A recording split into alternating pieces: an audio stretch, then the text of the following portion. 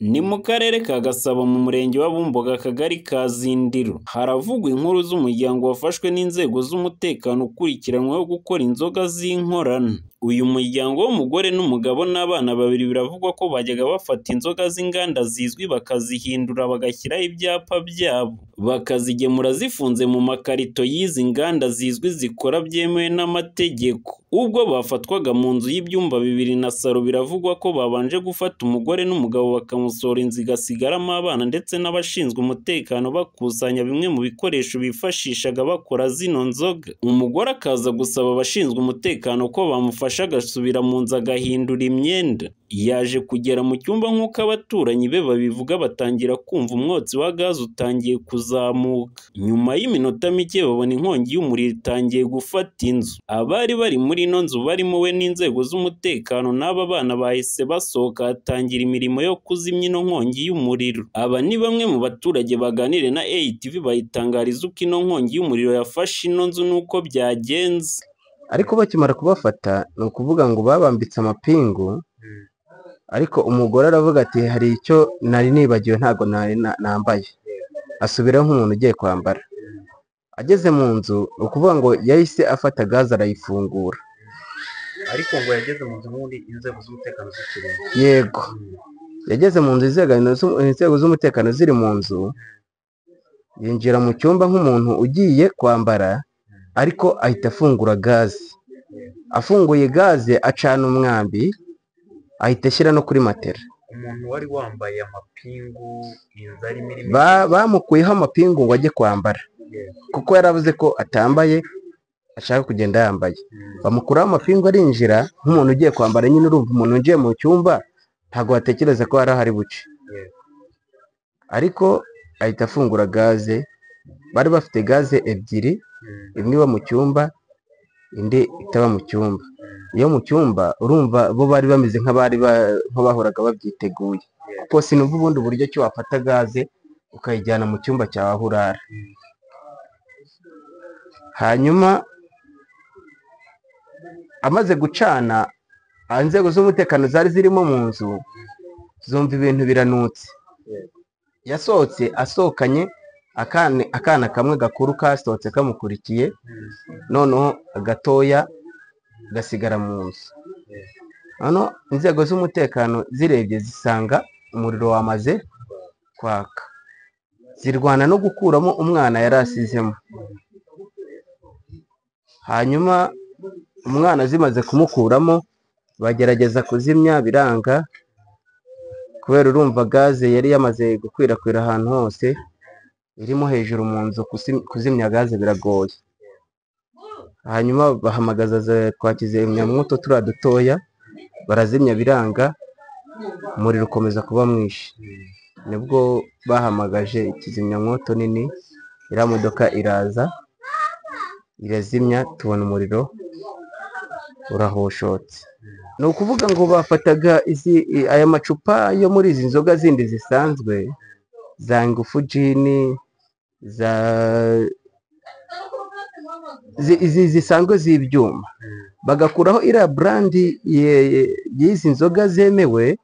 Barangiza bari bafite brandi yabo yitwa nimba ari One Spa Gin, barangiza bakayibandikaho, hanyuma bakayitanga gutyo. Impamvu bafashwe n'inkongi y'umuriro, urumva habagamo abapangayi bakodeshagamo nk'umuryango. Amazina urayazi? Aya mazina ntabwo nyazi pe, ntabwo nyazi. Ni umuryango nyine w'umumama n'umupapa n'abana babiri. Yego, nibo babagamo. Rero bakoreragamo ibintu bitemewe, bakoreragamo inzoga zino z'ibyuma. Bakomeza bavuga ko no muryango bijyanye n'uko kino gikorwa ari wo wagiteguye bagomba gukurikiranwa, cyane ko ino nzu bayikodeshaga bakishyura ibyo bangije. Ibi bintu ni ibintu by'ubugome. Ubundi niba ufite ibyo ukora bitemewe n'amategeko, ntago wafata umuntu waguhaye inzu yiwe ngo nurangiza ujye kuyisiga uyitwitse. Icyo twasaba, urumva ntabwo ari ibintu byamugwiririye, ni ibintu we ubwe yafashe ubwo ngubwo, yavuye aho ngaho yamaze kubitegura, avuga ati reka ngende nkore gutya.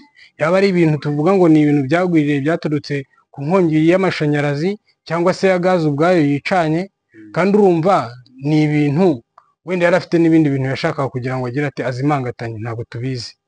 Inzu yayitwitse ku bushake. Twebwe icyo twasaba ni uko badufasha, niba wenda yaza tukabara ibyangiritse, inzu urareba ukuntu yabaye yangiritse pe, nawe urabibona, akaza akongera akayisana nta kibazo. Ni ikibazo kandi ku murongo wa telefone twabajije umuvugizi wa polisi mu mujyi wa Kigali CIP Weraris Gahonzire amakuru ajyanye n'inkongi ndetse n'ibyayangirikiyemo yaduha akoresheje ubutumwa bugufi yanyujije ku rubuga ruzwi nka WhatsApp. Tariki ya 31 z'ukwezi kwa karindwi 2025 polisi ikorera mu karere ka Gasabo umurenge wa Bumbogo mu kagari ka Zindiro yafashe umugabo witwa Nzamwita Aime w'imyaka 38 n'umugore witwa Nyirukundo Fortune w'imyaka 34 bakoraga inzoga za rikeri zitujuje ubuziranenge bakaziha abaturage. Nyuma yo guhabwa amakuru n'abaturage ko Nzamwita n'umugore we Nyirukundo bakora inzoga zo mu bwoko bwa rikeri, polisi ifatanyije n'izindi nzego z'umutekano bahise bajya mu rugo rwe, umugabo arafatwa ngo abazwe ibyo akora. Umugore wabonye umugabo amaze gufatwa yari kumwe n'umwana mu nzu, ahita afatisha n'umuriro supanete n'uburiri bitangira kwaka agamije kuzimangatanya ibimenyetso. Abapolisi batangiye kuzimya umuriro, hanitabazwa ishami rya polisi rishinzwe kurwanya inkongi FBR. Umuriro urazima. Mu nzu hasanzwemo amacupa arimo inzoga za rikeri, amacupa 628 litiro 20 za mu kidomoro bakoreshaga bakora izi nzoga, ubwoko bw'inzoga bakoraga mu buryo butemewe bayita one sip gin. Inkongi yatumye hari ibyangirika, harimo inzu yangiritse, ibintu bifite agaciro ka miliyoni 2,500 by'amafaranga y'u Rwanda. Agaciro k'ibyangiritse mu nzu bifite agaciro ka miliyoni 5,820 by'amafaranga y'u Rwanda. Abafashwe n'inzoga bakoraga bafungiye kuri sitasiyo ya Bumbogo ngo bashyikirizwe RIB. Iperereza rirakomeje. Polisi y'u Rwanda irihanangiriza abantu bose biha ububasha bwo gukora inzoga zitujuje ubuziranenge bakaziha abaturage ko ari ukuroga abaturage. Ntabwo bazihanganirwa kuko bangiza ubuzima bw'abaturage. Abaturage baributswa gutanga amakuru ku bantu nk'aba bagafatwa bagahanwa, kuko iki ni icyaha gihanwa n'amategeko, kuko usanga harimo ibyaha byinshi birimo no guhimba ibyangombwa ndetse no kwangiza ubuzima bw'abaturage. Ibyahiriye mu nzu byari bifite agaciro ka miliyoni 5,820, mu gihe iby'inkongi yangije byari bigize inzu bihagaze agaciro ka miliyoni 2,500. Uyu mugabo w'imyaka 38 Nzamwita Aime n'ubundi impapuro zagaragaye hano yaratuye zigaragaza ko yigeze gufungwa akurikiranweho ibyaha bitandukanye. Sekanyambo Jean Damascene, ATV mu mujyi wa Kigali.